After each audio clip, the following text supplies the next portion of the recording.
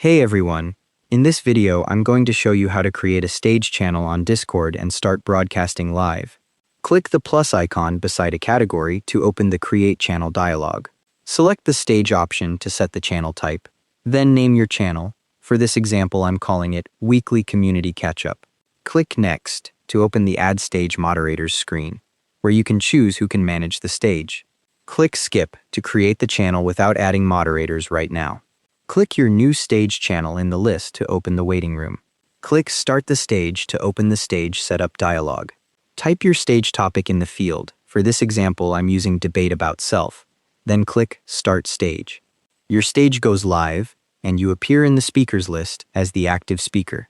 You can add or remove moderators after creating the stage by right-clicking the channel and selecting Edit Channel. If you need to end your stage early, click the End Stage button at the bottom of the screen and confirm. Stage channels are only available on servers with community features enabled. You'll find that setting under Server Settings and Enable Community. Anyone in the stage can raise their hand to request speaker access, and you'll see those requests appear in the stage controls. And that's how to create and start a stage channel on Discord. Thanks for watching. Hope this helped.